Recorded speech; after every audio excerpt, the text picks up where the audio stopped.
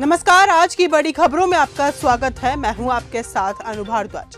आज की बुलेटिन में बात करेंगे कैसे कोई भी हिंदू बन सकता है आरएसएस प्रमुख। बताएंगे आपको क्यों जेल में ही रहेंगे पप्पू यादव। दिखाएंगे आपको एचडीएफसी बैंक में कस्टमर से बदसलूकी। बुलेटिन के आखिर में देखेंगे दिल्ली में बीजेपी सरकार का 1 साल पूरा।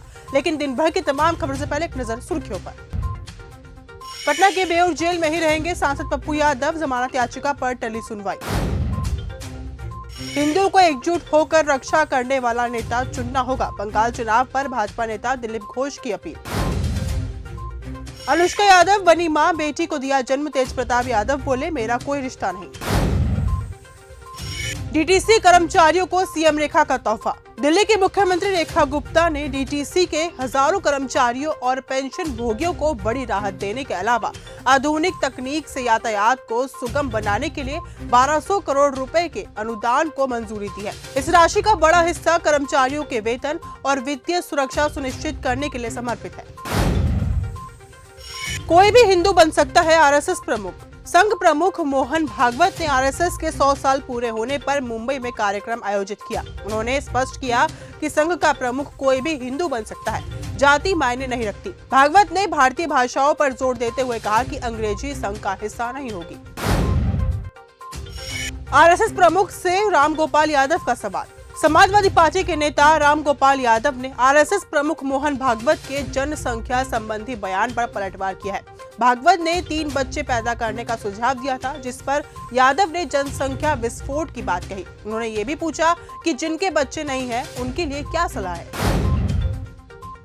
एचडीएफसी बैंक में कस्टमर से बदसलूकी। कानपुर के पनकी स्थित एचडीएफसी बैंक में कर्मचारी आस्था सिंह ने एक महिला ग्राहक के साथ अभद्र व्यवहार किया। वायरल वीडियो में वो ग्राहक को गालियां देते, लैपटॉप से हमले की कोशिश करते और रौब दिखाते हुए धमकाती हुई नजर आ रही हैं। फिलहाल मामले में कोई पुलिस शिकायत दर्ज नहीं हुई है।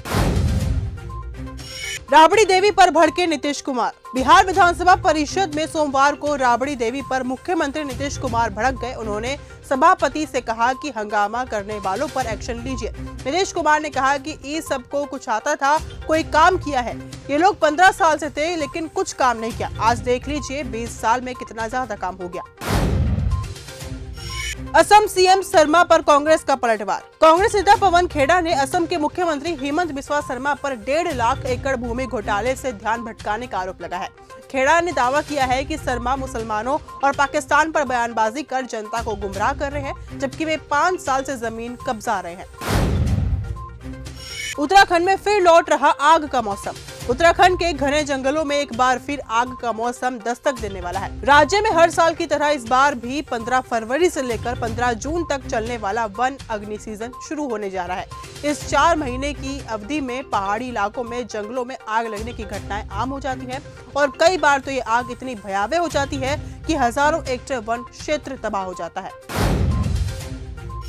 जनकपुरी हादसे पर आपका बीजेपी पर हमला। आम आदमी पार्टी ने जनकपुरी में सड़क पर खोदे हुए गड्ढे में गिरकर हुई 25 साल के युवक की दर्दनाक मौत के बीच जश्न मना रही बीजेपी की रेखा गुप्ता सरकार पर तीखा हमला बोला है। आप दिल्ली के प्रदेश अध्यक्ष सौरभ भारद्वाज ने कहा कि देश की सबसे बेशरम दिल्ली सरकार आज जश्न मना रही है और जनकपुरी में मरने वाले कमल की मां आंसू बहा रही है। जेल में ही रहेंगे पप्पू यादव। बिहार के पूर्णिया से सांसद पप्पू यादव को फिलहाल जेल में ही रहना होगा। उनकी आज पटना सिविल कोर्ट में सुनवाई थी, जिसे अचानक टालना पड़ा। इस वजह से पप्पू यादव पटना के बेऊर जेल में बंद रहेंगे। 30 हजारी कोर्ट रूम में वकील पर हुए हमले। सुप्रीम कोर्ट ने 30 हजारी कोर्ट परिसर में एक वकील पर हुए कथित हमले को गुंडा राज करार दिया है। सीजीआई सूर्यकांत ने अदालत परिसर के भीतर हिंसा को अस्वीकार्य बताते हुए इसे कानून के शासन की विफलता बताया है। कोर्ट ने पीड़ित वकील को दिल्ली हाईकोर्ट के मुख्य न्यायाधीश को प्रशासनिक कार्रवाई के लिए पत्र लिखने का निर्देश दिया है। दिल्ली में बीजेपी सरकार का 1 साल पूरा। दिल्ली में बीजेपी की सरकार बनने में 1 वर्ष पूरे होने का दिन केवल एक राजनीतिक पड़ाव नहीं, बल्कि भावनाओं, संघर्ष, विश्वास और सेवा के संकल्प से भरा हुआ क्षण बन गया है।